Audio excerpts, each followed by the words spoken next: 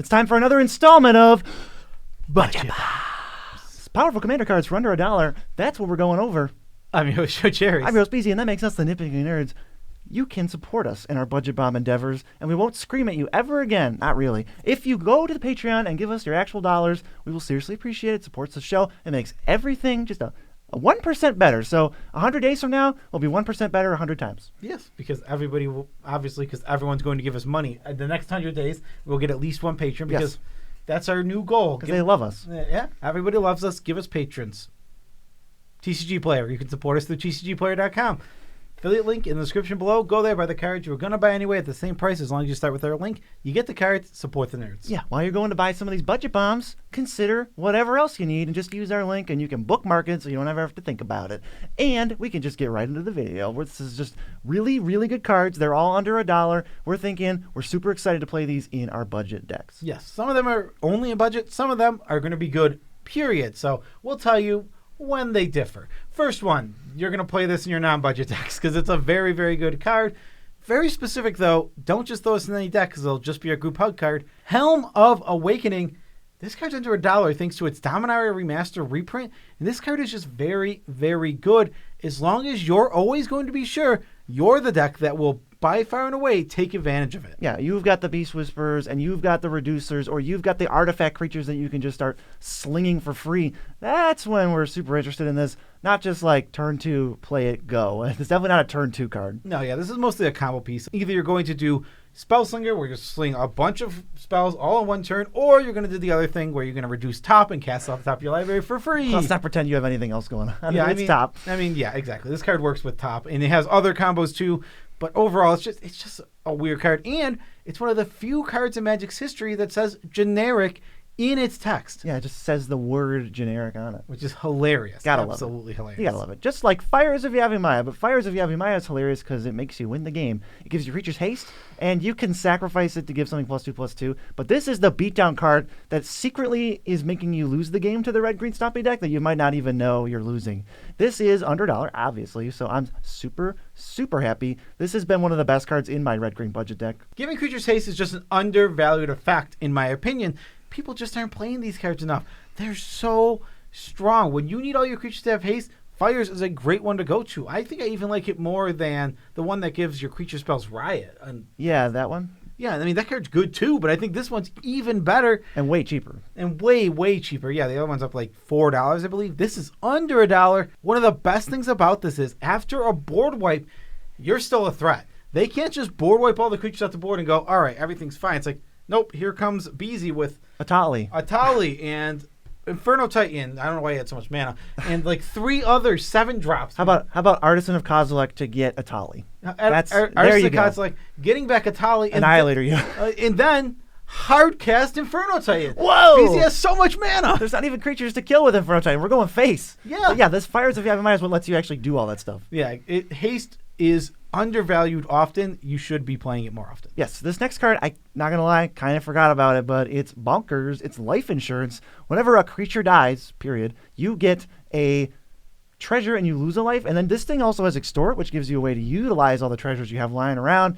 Just fantastic. There's nothing wrong with this card other than 1 in 50 times you'll just die to it if the opponents team up. Yeah, if a board wipe can just end up killing you in certain situations, but in all the situations where it doesn't kill you and even takes you down to 2 or 3 life, what is the situation? Oh, all the creatures are gone and you have 20+ treasures. Extort back up to 35 life. Exactly. Just keep extorting yourself back up. Another thing about life insurance that is like over the top ridiculously good is this card has combos. This can replace your Phyrexian Altar that we just talked about in one of our, what was it? Most Worth Buying. Most Worth Buying videos. This can replace that. And it's a $22 card. Yeah, that's a $22 card. This is under $1.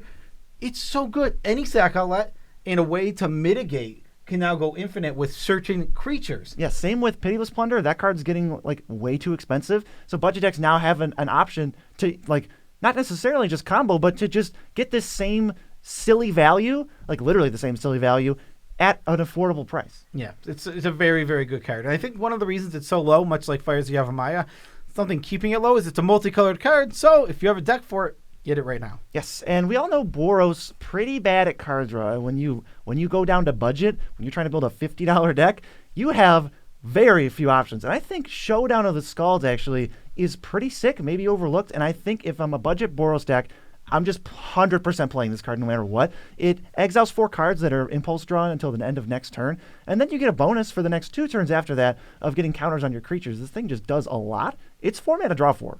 Yeah, exactly. It is always 4 mana draw 4. You will have the 2 potential land drops. So if you hit 2 lands, you get to play 1 right away for this turn as long as you didn't play your land drop yet. And then the next turn, you also get a land drop, so you'll get both of those lands. And then whatever spells you get, most likely you'll just be able to cast them next turn. Or if it's like a later in the game, you can just play this and then start casting your spells right away.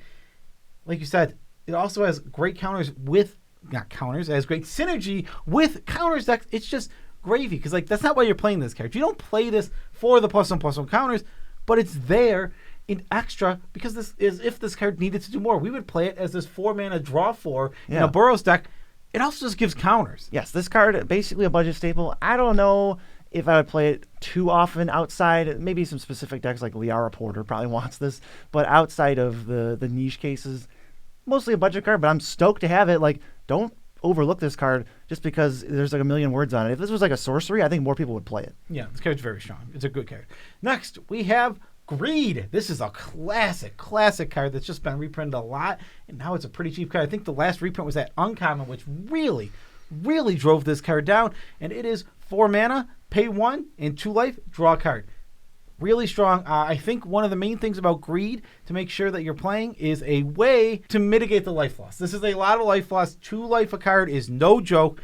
It will add up very, very quickly. But as soon as you're able to go, okay, I can mitigate it with my Gary. I can mitigate it with my extort abilities. All of this will make this card that much better. This is a perfect mana sink. Like, you never have to plan to go into Greed unless you're like deep and desperate. But every 1 or 2 extra mana you have left over, all right, that's a card. That's another card. Yeah, and I can always wait till the end step and decide whether I want to pay it. It's not like something like Phyrexian Arena where you just have to go down life and you're like, uh-oh, that'll never happen with Greed. Sometimes you can't use it, but that's better than dying.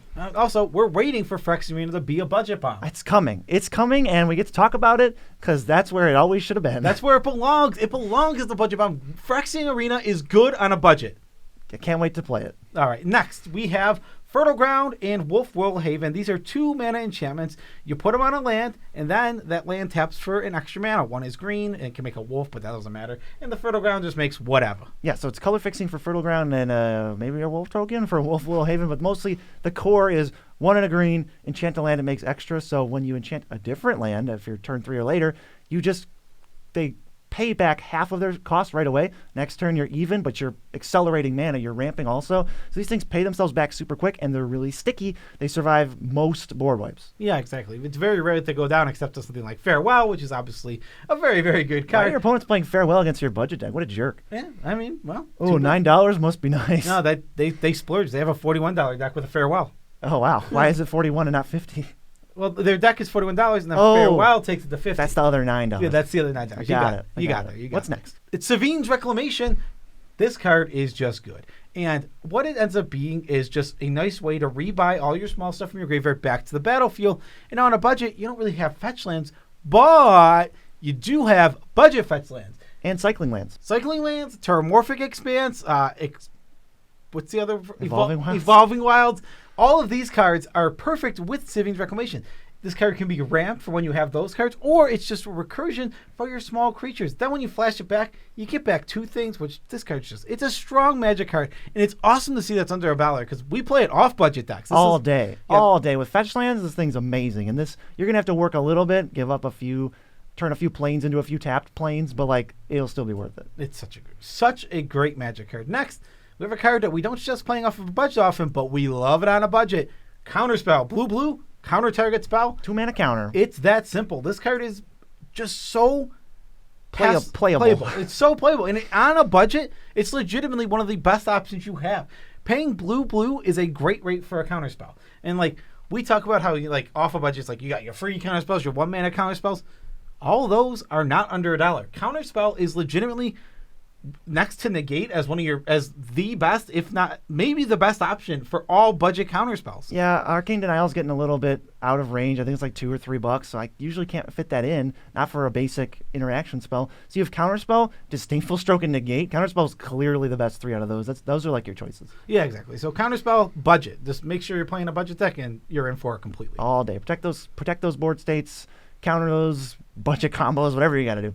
Next is Duretti Scrap Savant. This, I think, got mystery boosted into Oblivion, and it is now nothing. But it's a pretty good Planeswalker and Commander, and it just reanimates these artifacts. It lets you kind of cast whatever that card is, Trash for Treasure, on, and get whatever your biggest giant thing is. And there's plenty of big, giant artifact threats that are still within budget. Yeah, Duretti is super good for off a budget, too. This card is just strong. You just need to be playing a red artifact deck with a theme of reanimating from the graveyard. So that's very specific. I want to say Duretti's not a card that just kind of gets thrown around and goes in any deck. You want to be specific. You want big, giant artifacts that you can cheat back and play. If you're not taking advantage of that second ability, I wouldn't play this card.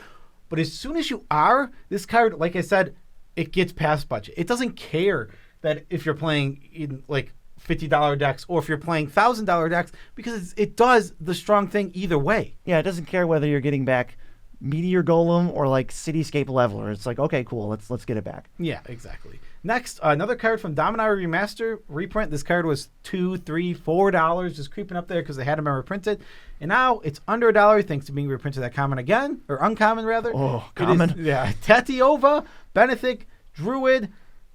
5 mana, 3/3. Whenever a land enters, draw a card, gain a life. So simple, yet so backbreaking. And if they untap with this card, you are in trouble. If they tap out for this card, you should feel relieved, and then you should kill it immediately because this thing will generate infinite value. Any deck that is playing a landfall strategy, this is a go-to. If you're in blue and you're in green, absolutely 100% going into my deck.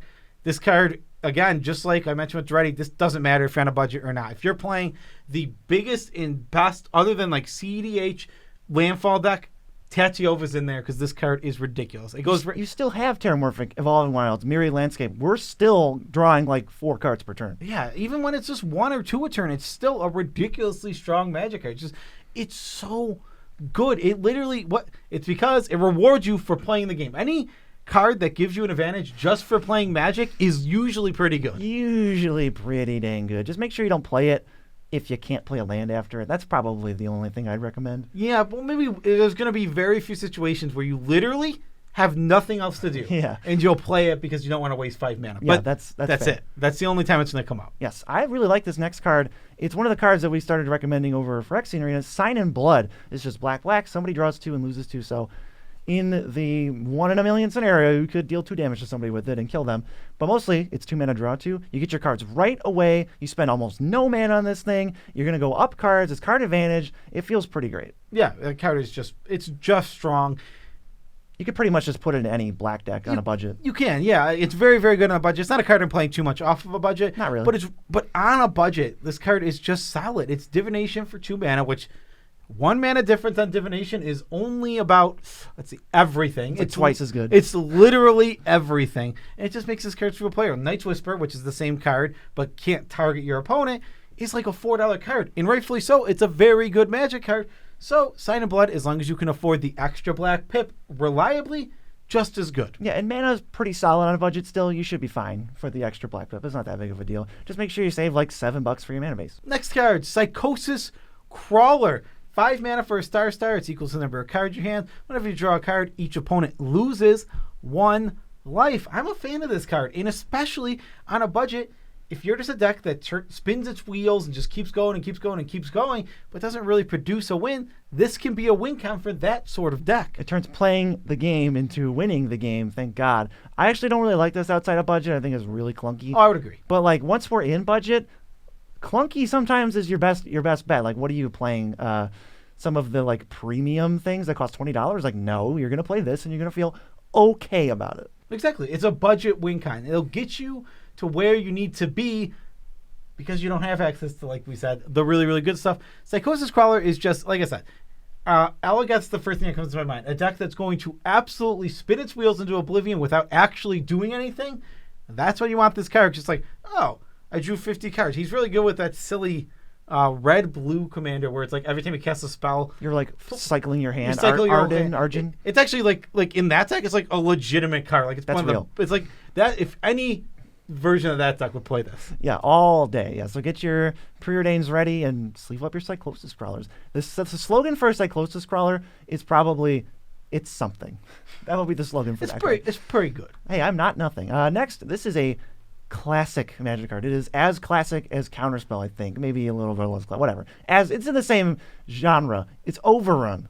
2 green, green, green. Creatures get +3/+3, and they gain trample. Overruns of all variety are becoming more and more expensive. So I think if you're on a budget, some of your best bets, you've got Enraged Forerunners. I think Overwhelming Stampede is like a little bit. I'm questioning whether it's a budget bomb. It's not a budget bomb. It's not a budget bomb anymore. And then you got Overrun. I think Overrun is honestly just fine. Yeah, Overrun is completely passable. We literally took our time and like looked over all the Overrun-esque effects, and for under $1, Overruns besides Forerunners and like what is this, Decimator of Provinces, those two are pretty good. Other than that, Overrun is your best option, and if you're just looking to get the most power and toughness out of the spell, then Overrun just is your best option. It's kind of strange to think about because Overrun's become like a term for Magic now. Like anything that gives your creatures, pumps your creatures and gives them trample is an Overrun effect. Yeah. It's named after this card. Literally after this card, which is still a playable card in Commander on a budget. Yes, I think it can still KO people for sure. Next, this is a card that will force people to KO each other. It's Carter Doom Scourge.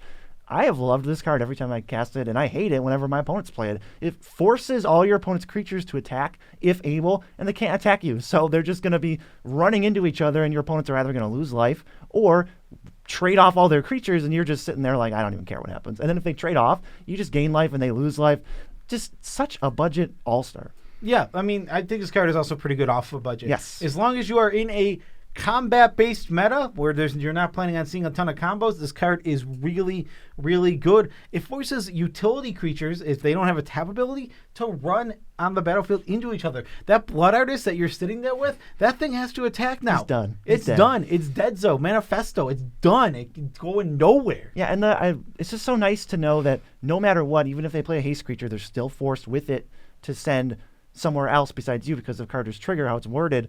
You can just take a whole turn to set up and just do whatever. Like, you're not going to take any combat damage. You just can't. Unless your other two opponents die. Right. For whatever reason, you literally cannot be attacked. That is how Carter works. He is worded in the very best way. Even a haste creature, a brand new creature that was on the battlefield when Carter was there, boom. It's going at one of your opponents. It absolutely has to. Yes, and you absolutely have to consider Colony Ambush if you're playing a green budget deck of basically any variety. You're going to have creatures. They're going to be bigger than your opponent's creatures. Great. So every once in a while, you play this really overcosted fight spell that you're stoked to have in your hand instead of a forest. Yes, again, we talk about MDFCs all the time on this channel. We're never going to stop because MDFC lands are amazing. If we go back to Zendikar, I better see some more. Yes, I need them. This card is just amazing. On the backside, it's a land. You're going to play as this tap land early in the game. Often you can afford tap lands, especially on a budget. And then it's a really bad fight spell. But because it was a forest 90% of the time, I didn't replace anything real in my deck. I didn't take the out opportunity cost. I didn't take out a real Magic card. No, I took out a stupid forest, and now I have this fight spell, which is now removal instead of a forest. Yes, it's going to lead to you getting mana flooded less. Every once in a while, you just go, I have an extra spell, and it really shows, and it's really worth it. I would say it's about as worth it as these cards are to buy, which is very. So you should probably watch this video. Peace out, Tramp Scouts.